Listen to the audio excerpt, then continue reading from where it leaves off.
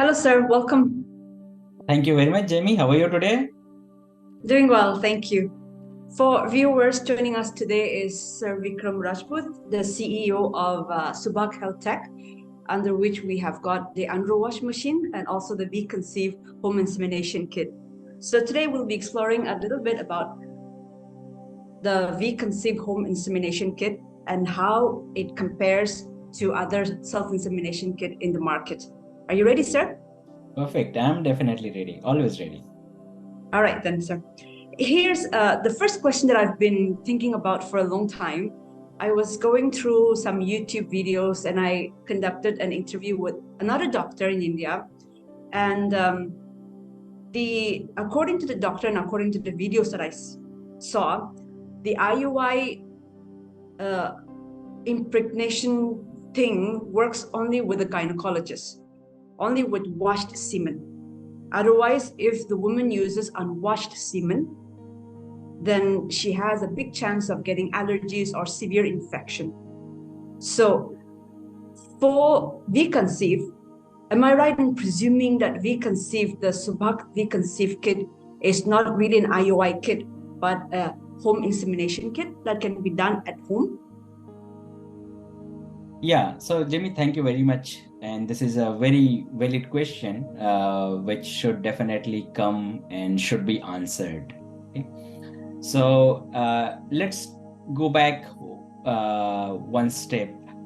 Right. And see what exactly is a IUI itself. Okay. So IUI means that intrauterine insemination. And Right.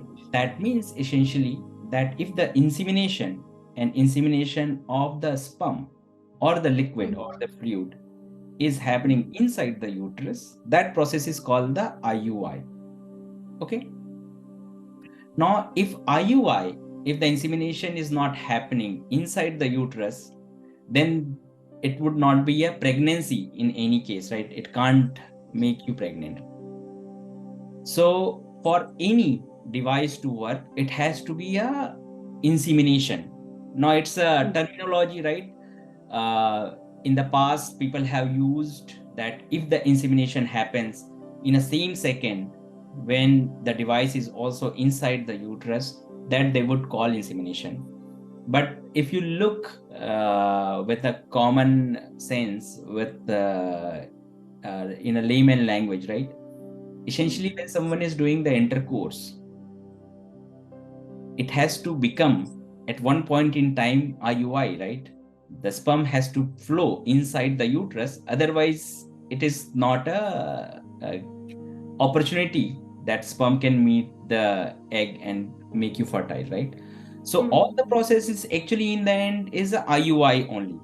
Now the differentiation comes when people start thinking where the device is, where the machine is in the body, right? So in a one place, if the machine is outside uterus, the traditionally gynecologists and doctors used to call it insemination, not the intrauterine insemination, because by that time there were no devices which can reside outside the uterus but still able to send the sperm, which is the important, to inside the uterus. Now this is a very innovative technology which we have brought, which we call V-conceive, right? And I can show you this here. So our V-conceive is a unique technology where we believe that the machine or the cup or the device, right, going inside uterus is not important. Rather, the fluid, the sperm, it has to go inside the uterus. So our device works in a pressure difference. So because of the pressure difference, the device is in the cervix, mouth, but the fluid is going with the pressure of the syringe inside the uterus. Now, some may call it the home insemination only, but after the insemination in 1 hour, if you just snapshot where the sperm is, it would be inside the uterus. So insemination took place inside the uterus, right? So it's only a terminology difference. You can call it the home insemination or you can call it IUI. It actually, from our point of view, it doesn't make any difference because sperm has to go to the uterus. Now, taking the question of can it create any problem if the sperm is not washed? Can it create any infection? So consider if someone is doing the natural intercourse, what's happening? Is it washed sperm? No, it is not. Then who is cleaning it? So essentially, nature has made the cervix wall, right? That's the filter.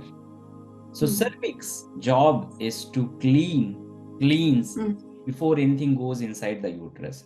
So when you are not washing, there is a physics that the semen will be thick without wash.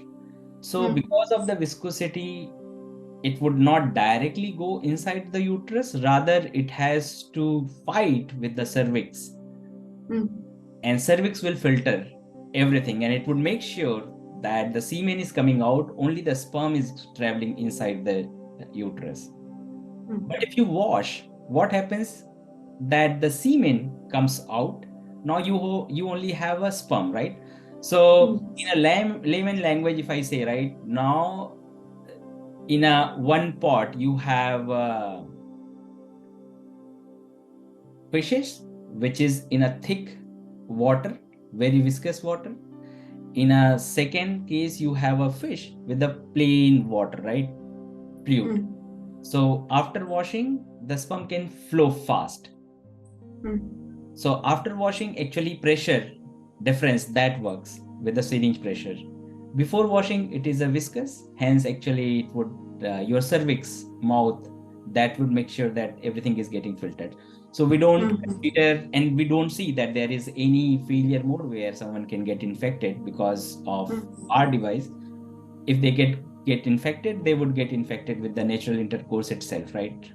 Device is doing nothing here. So to put it in a short way, the cervix will filter everything. That's right. And only take in what's needed. Yes. Right. Sir, so I was just looking at the cup that you were showing. So for our viewers' sake, is there any way anybody who is using the kit can use the cup differently? Let's say they can use the cup ulta. If they don't follow the instruction, can it be inserted inside out or upside down? Are there chances of that?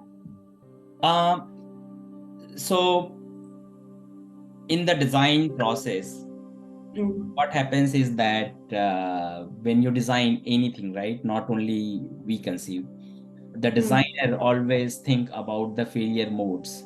It's called the failure mode effective analysis, AFE. Okay. So in the failure mode, you consider that what are the chances, what are the places where someone can do something ulta, right? And if do it, what would be the consequence? And if that is the consequence, then also see that how many times that is happening. And that's how you calculate the risk. It's called the risk priority number. So for example, right, me wearing a green shirt and getting killed in probably Afghanistan with the bomb, what is the probability? There is very 0.0001 probability, right? Very far. Yes. It's a high risk, but it will never happen. So that's how actually, if you see that when we have designed, we conceive, we took care the list of the failure mode, which is possible. The intention was that now you are dealing with the risk and the efficacy, right? By any chance, if someone is using it ulta or seedha or whatever it is, right, it would never hurt someone. It cannot do any bad. The good will come or not come, that's a secondary, that's the efficacy part, but at least it will not hurt, right? Deliberately, if someone wants to hurt themselves with V-conceive, I don't think that is possible, right? It's normal cup. So at least the risk is eliminated. Now, with our videos, what we are sharing with our users, and user manual in the regional language, in English and in Hindi, everywhere, right? And then at the same time, we are also providing our counselors if they don't understand, right? So I don't see that anyone would use it in a different way, because this is pretty much like using a menstrual cup. Plus, at the same time, after seeing more than 6,000, 8,000 insemination, I have not heard anyone has used it ulta so far with the God. Okay. Okay. All right. Thank you for clearing that. So, sir, I was looking at some self-insemination kits available at the market, which are marketed by other brands. And the list of items that are included are different than V-conceive. So, for example, there was a brand, and the open mouth container is the same for all the companies. However, the method of injecting the semen seems to be different. So there was one kit where I saw a speculum also in the kit. So, and looking at all these things, and then there were other brands who used pipette to drop in the semen, which I feel like your hand might get tired and you might drop the semen before it reaches the destination. You know, all those things, my mind going crazy. Anyway, how different is V-conceive from the other self-insemination kits in the market? And why should customers pick V-conceive? Yeah, very valid question, Jamie, and I'm glad that you did ask me this question. So number one, without quoting anyone, I would say that let's practice ethically. That's the number one. And let's practice safely. That's the number two, right? So all the devices, the first principle behind any medical devices, right? If you can ask your friends and family to use your manufactured device, then actually you are playing ethical. So the very basic rule of any device which goes inside the vaginal canal is that it has to be made by the medical grade plastic or silicon. Right. So for example, pipette, is it a medical grade which can go inside the body? I don't think so. The plastic which is used there is for the laboratory use. Please do not use it. It is not made, it is not designed to go inside the human body. Okay. Because if you want to prove that the plastic what you are using here, right, is safe for the human body, you have to do the biocompatibility test. So there is a guideline, FDA, which says that at least you have to pass 5 and 6 tests. There may be a itching, there may be a irritation. What happens if you keep this device 4 hours inside the body? What happens when you keep it 8 hours, right? So those tests are passed for the V-conceive. So it's a medical certified plastic, silicon. Now pipette is definitely not. So please don't use this. Syringe, no, never ever use the syringe inside your own body, right? It's not a medical grade plastic which is designed to be residing inside your vaginal canal. It may infect you. Please avoid doing that. Now, I have also seen some wonderful ideas where someone is saying that use the speculum. I think using speculum with the pipette or with the normal catheter is a job of gynecologist. It's a skilled person job. You should not do it, because if with the speculum woman cannot open her own vaginal canal, right? You require a husband. Now if husband, does he know how to use the speculum? That's the number one, right? And number two is that it requires a special positioning. It cannot be done at normal bed, right? It has to be in the proper chair and proper bed. So I would say that that's the first failure mode, that with the speculum you cannot open the vaginal canal. And if you are successful opening the vaginal canal, right, then you would have next challenge, that the cervix hole which is generally inverted. So you cannot see, the cervix is not like this. It's inverted. So if the cervix hole is inverted, right, it's going backward, how are you going to see it? And how are you going to insert the catheter? You cannot. Even the gynecologists, they fail to locate the cervix hole. In that case, when you are not able to locate it, right, what you are going to do? You are going to just poke your cervix wall multiple times and hurt your own woman. I mean, that is really, I cannot imagine why someone would do it. So I strongly urge everyone, please don't use that. That's not for the unskilled persons. Use V-conceive, because this is designed for the unskilled person, right? It works in the pressure difference, as I said, right? The medical grade plastic, it's certified. So I don't consider others are the home insemination kit at all. So avoid that. Good that you brought up the syringe thing also, because there's a lot of online talk about using syringes, pipettes, and it's good that you clarified that syringes and pipettes and even speculum, syringes and pipettes are not medical grade plastics to be used inside the body. And also the speculum needs a specific training or specific trained person in order to use it inside the body. So thank you for that. So coming back to Subhag's V-conceive, it promises that the semen flow back once it's inserted and once the semen is injected is going to be minimal.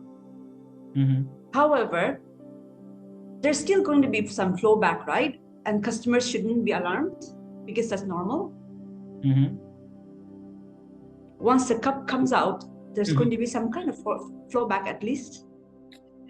Yes, and that's the human psychology, which is making you feel nervous about it, because see that semen and sperm, they are two different things, right? The important is sperm. So consider sperm is a fish, right? Semen is a water. What you want inside the uterus? You want sperms, right? So sperm will swim, and the media they will swim is a semen and then woman fluid, right? And they will go inside. Semen is useless thing. It has to come out. So semen is there to help at one point. Till one point, semen carries the sperm, and after that there is a female body, female fluid, which take care for the swimming, right? So sperm goes inside, and the semen, which is there, right? It should come out actually. So there is no problem. What would happen after you are doing insemination? You are keeping the V-conceive for hour to 2 hours to 3 hours, right? As per the guideline. So inside the body, inside the vaginal canal, right? And then sperm will go inside, semen should come. Okay, great. So the V-conceive cup, since they all come in a specific package, the cup and the home insemination white mount container and the home insemination kit, and all comes under sterilized packaging. We don't have to sterilize again at home, right? That's right. Right, you can just open and use it as it is. Exactly. So V-conceive cup with the sterile pack, and apart from that, we also do take care that there is a non-spermicide coating, which helps sperm not to get killed with the vaginal hostile environment, right? So its coating is used one time. So after you open the pack, use it, then throw it. Because every of your single sperm is very precious, right? You don't want to kill it with your own non-medical grade plastics and other chemicals, right? So it's a sterile pack, use it, and with the government guideline, you can use it only one time because it's an intimated product. So use and throw. So not only are you putting the insertion faster and the insemination better, safer, but you're also ensuring that the semen is not, it's not killed in the process. That's right. That's right. If you know, like in a condom, right, there is a deliberate chemical which kills the sperm. So the opposite of that is there is a deliberate chemical which supports the sperm. So that's what is there. I see. That's very nice.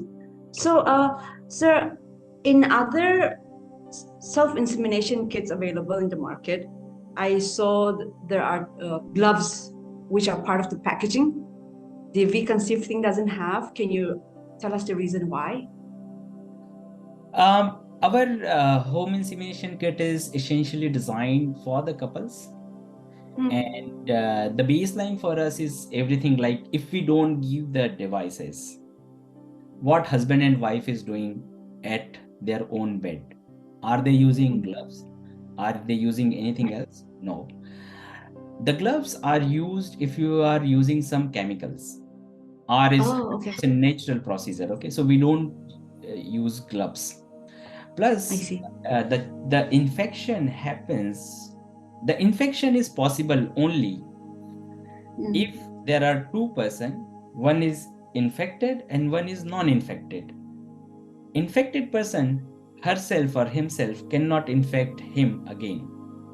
So let's say that someone is using the same device for multiple times, and even she is infected, she cannot further infect herself, right? So infection never goes like this.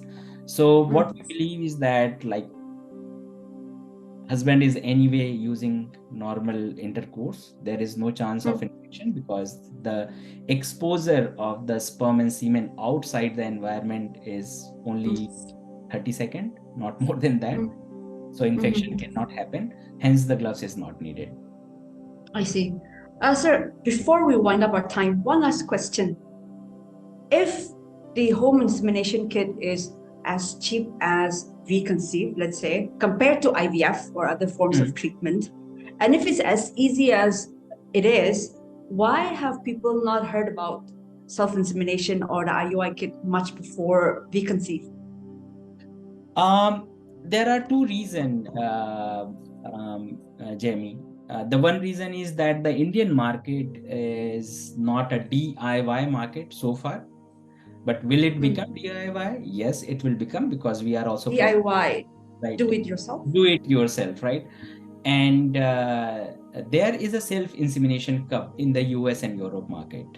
They are there from the 2010 kind of thing, right?